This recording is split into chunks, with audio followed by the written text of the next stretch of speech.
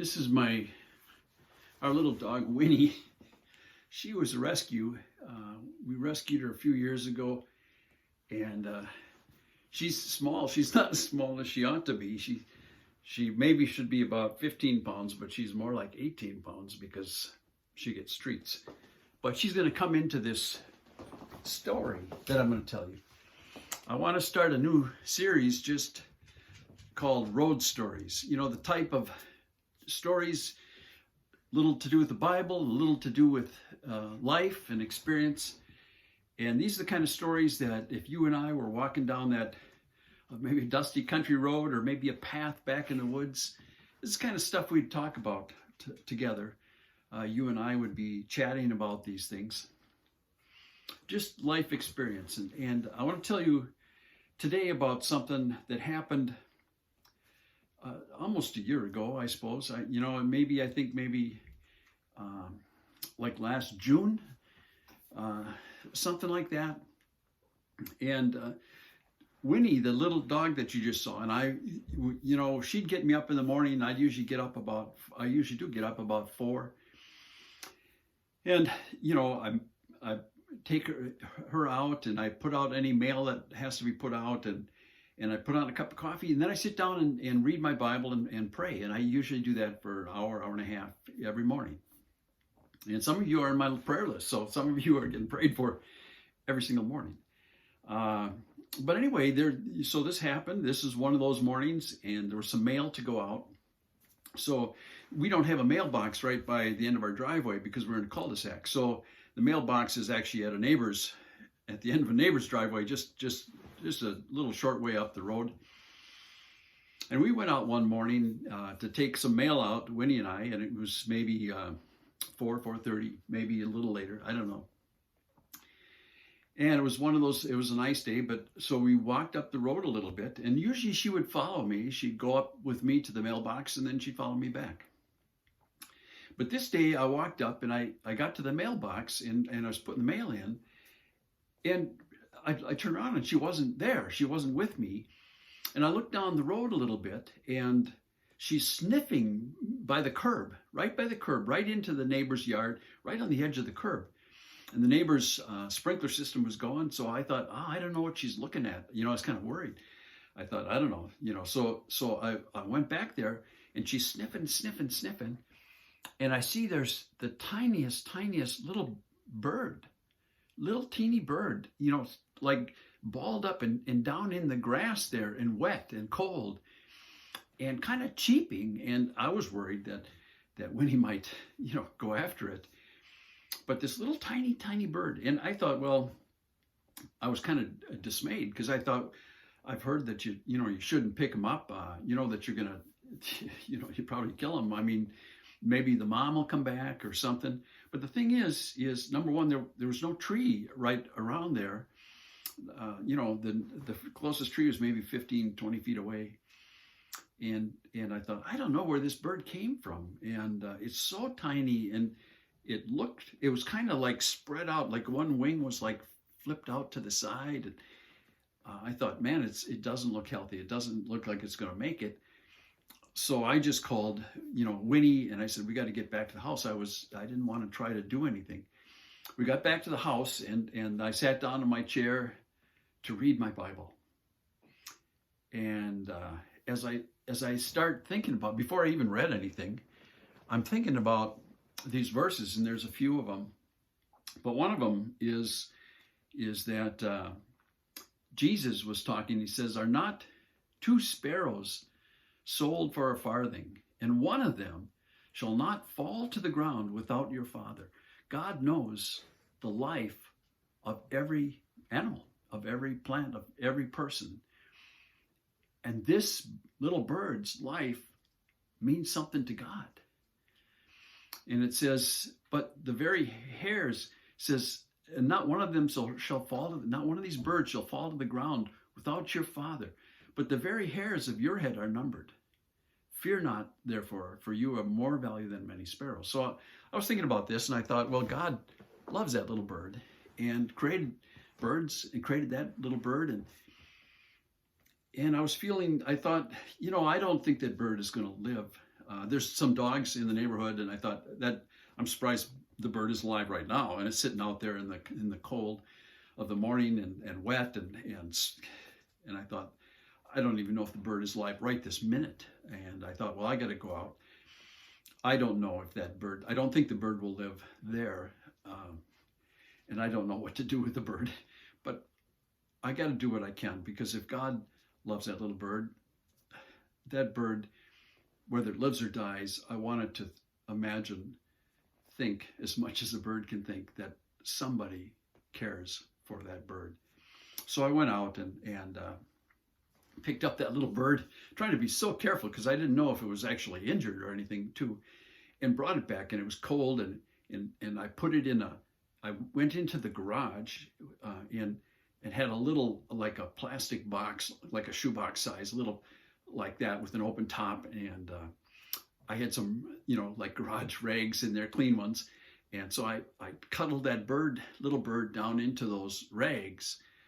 And then I went in and got a little stir straw, a little sippy straw, really tiny hole. And I could dip that into some milk and put my finger on the end, and then put it into as I went near the bird would open its mouth, wanting to eat something, I guess. And so I'd take my finger off, and the milk would go down into that bird. I didn't even know if the milk was good for the bird. It's the only thing I could think of to do. So I started doing that, and I started feeding that bird, and gave that bird milk, every 45 minutes or hour, 2 hours, something, short time. And I'd go back out and I'd do it, and always walking into the garage, not knowing if that bird is dead or alive, but knowing that I was trying to do what I could do. And I did this for a few hours, and then eventually I went out, and the little birdie was standing up, and I thought, well, maybe that little birdie's going to get out of there and like fall to the garage floor or something, and get killed that way or some other way. So I found there was one of our grandchildren we had a garage sale, and they had put this like little cage thing in the garage sale, like a hamster cage or something. So I put the little birdie in there and put some stuff in there, some cloths and then some little fake greenery, I don't know. But, I put that in there, and I kept doing this, and I kept going out and kind of feeding that bird. So eventually, it was daytime now, it was hours later. And I thought, well, the bird should maybe it was outside, and so I took the bird outside, in this container, and I thought, I don't know, what's going to happen. So I took the bird outside, kept doing the feeding thing and stuff, and thinking this bird isn't going to last. Meanwhile, Sandy because the bird had some unusual marking on a tail, on the little end of the tail. It was kind of like gold or something across the end of the tail. And so she'd looked it up, because we have a bird book and we keep track of birds that come into the yard. And it turns out this bird was a cedar waxwing. And in the book, we logged when we've seen one, and we had only ever seen one cedar waxwing in our neighborhood, and that was years ago. And that was the only one we ever had logged. So this was unusual to see such a bird, this little bird by the road in the sprinkler system. But anyway, so this little birdie, so I'm outside with it, and I let the little bird, I think maybe it'll walk on the grass and stuff and hop around. And then I see there's a couple of, there's like adult birds flying around. And I think, well, this is maybe mom and pop, and maybe there's some way they can save this bird. I don't know. So I let the bird out of the, enclosure, and the bird was just kind of snuggled down in the grass there. And then it went over by the garage, and I thought, but we had to go. Sandy and I had an appointment or something we had to go to. And I thought, I just got to leave the bird out, because maybe these parent birds are going to help this bird somehow. So we took off in the car, and then we came back an hour later, and I'm looking where the bird had been sitting kind of next to the garage on the cement, and it wasn't there. And I thought, oh man, the mama and papa somehow rescued that bird. I'm hoping. But then I see off a little ways away in the grass, like a little hump there, and that bird was just snuggled down under the grass, and it hadn't, that was it. So I kept feeding it. So I bring out a little bit of milk and put it in its mouth, and I thought, I don't know how this is going to go on. So I kept doing that, but eventually that bird got up on its legs, and it was like hopping around a little bit and trying to flap its wings. So I thought, well, this is maybe, I don't know. But now it became kind of more difficult because the bird wasn't so distressed and was a little bit feeling stronger. So I didn't know if I could get it, but the bird started to hop, trying to fly, but it couldn't fly. But it's trying to fly, but it's hopping away from me. It's hopping away from me, and it's hopping toward a different neighbor's yard on the other side of me, and it's hopping toward their driveway, but their dog is out. And I thought, oh man, what can I do now? But just at the last minute, they had actually let their dog in the house. But the yard beyond them also has a dog, and that dog was out in the yard. And I thought, oh no, and I didn't know really what to do. But I was watching this little bird hopping and trying to maybe fly up something, and it got to the about where that other dog would see it, and it got about that far, and my heart was going, and suddenly the dog is kind of paying attention, but suddenly that bird is able to fly enough. It gets up into a small tree there, and that's it. And the bird was able to escape the dogs, and as far as I know, the bird is alive today. So that was an amazing thing, and we'd never seen that bird before. But that whole event happened a couple days after I was diagnosed with leukemia. And it's a type of leukemia that, can go on for years and years, called CLL, and you can live with it for 15 or 20 years. But the thing is, they also diagnosed me with a kind of a genetic mutation that would make it not so hopeful, that it would go quicker.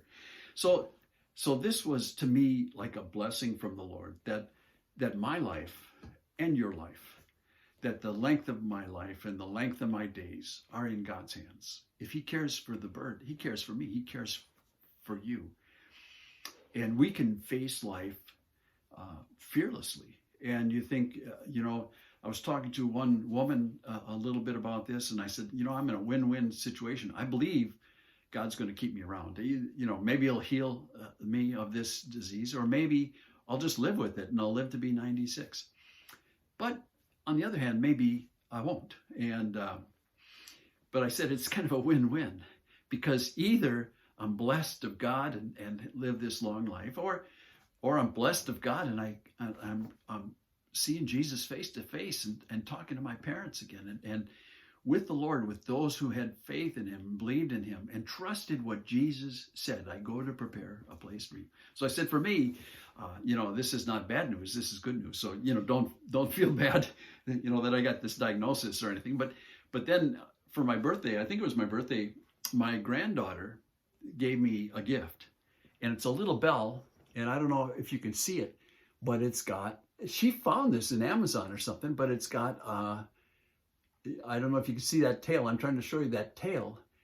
This is a cedar waxwing on a little decorative bell. And the flapper, I've got, it came kind of papered up so it doesn't ring. And I haven't undone that. Maybe every time the bell rings, another soul is saved. I don't know.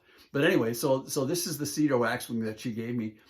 And where I sit in the living room to read my Bible now every day, this sits in front of me on an end table, and it reminds me that my life is in God's hands. If he cares for that little bird, this amazing miracle of finding that little bird and that bird living, a few days after my diagnosis, that I'm thinking, I've got nothing to worry about. I was talking to one of my seminary friends, and he said, he said to me, he was saying, I seem to be more worried about your condition than you are. And I said, if you're worried about it at all, you're more worried than I am, because I'm not worried about it at all. You know, there's things that you do to plan and to think about things that you want to get done and stuff. But that's it, and that's a blessing. So this is the first of stories for the road that I'm going to do, and they're not all going to be on illness or living or birds, but I hope to do more videos in the future that'll be of interest. And remember that if God cares for the birds, and if God cares for me, God cares for you, and your life is important to Him. And whether you decide to get vaccinated or not vaccinated, wear a mask, not wear a mask, you know, drive recklessly or drive sanely, you know, I mean, you go through life, but you can go through life with your decisions, but also without fear, because God cares for you. If God cares for a little bird, He loves you, He cares for you, and you've got nothing to fear. God bless you. See you next time for Stories on the Road.